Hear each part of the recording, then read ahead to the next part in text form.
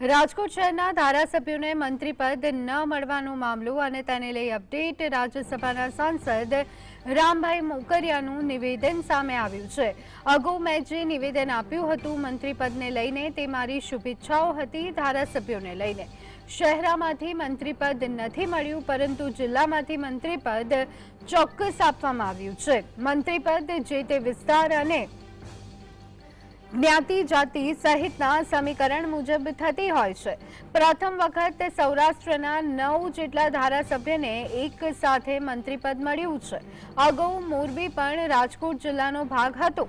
આમ જોવા જઈએ તો કાંતિ અમૃતિયા અને કુંવરજી બાવળિયાનું મંત્રીપદ મળ્યું છે। હું ટૂંકો પડું, જે તે વખતે મેં કીધું એ મારી શુભ ભાવના હોય અને જનરલી અપેક્ષા હોય કે બધાને પ્રતિનિધિત્વ સમાજની રીતે, વિસ્તારની રીતે, શહેરને પ્રમાણે મળતું હોય છે। આ વખતે રાજકોટ શહેરને મળ્યું નથી અને જિલ્લાને મળ્યું છે, તો એ જે આપણા કુંવરજીભાઈ બાવળિયા છે એ, અને આમ પેલા મોરબી આપણી સાથે જ હતું, કાંતિભાઈને મળ્યું ને તમારે એ વિચારવું। તો આ અંગે વધુ વિગત મેળવી લઈએ। સંવાદદાતા લખીરાજસિંહ ઝાલા અમારી સાથે જોડાઈ ગયા છે। લખીરાજ, રાજકોટ શહેરના ધારાસભ્યને મંત્રીપદ ન મળવાનો મામલો, રાજ્યસભાના સાંસદ રામ મોકરિયાનું હવેનું નિવેદન, શું વિગતો? આપને જણાવી દઉં, રાજ્યસભાના રામભાઈ મોકરિયા દ્વારા દિવાળી કાર્નિવલના અવસરમાં એક નિવેદન છે તે આપવામાં આવ્યું હતું, જે હાલ જે વાયરલ છે તે થઈ રહ્યું છે।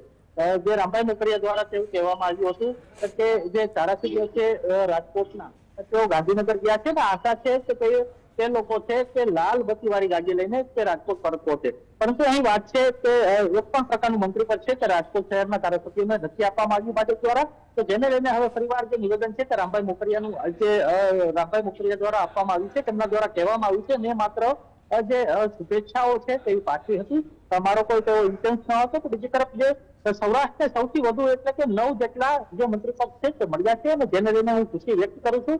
તો જે વાત કરવામાં આવે તો મોરબી પણ જે પેલા રાજકોટમાં હતું, જેને લઈને કાંતિભાઈ અમૃતિયા છે તેને મળ્યું છે, ને કુંવરજીભાઈ બાવળિયા છે તેમને પણ મંત્રીપદ છે તે ગ્રામ્યમાંથી આપવામાં આવ્યું છે। એટલે ચોક્કસપણે જે રામભાઈ મોકરિયા દ્વારા જે પ્રથમવાર જે આ પ્રકારનું નિવેદન છે તે દિવાળી કાર્નિવલના ઓપનિંગ સમયે આપવામાં આવ્યું હતું, અને ત્યારબાદ હવેનું નિવેદન છે તેમાં તફાવત છે તે જોવા મળી રહ્યો છે।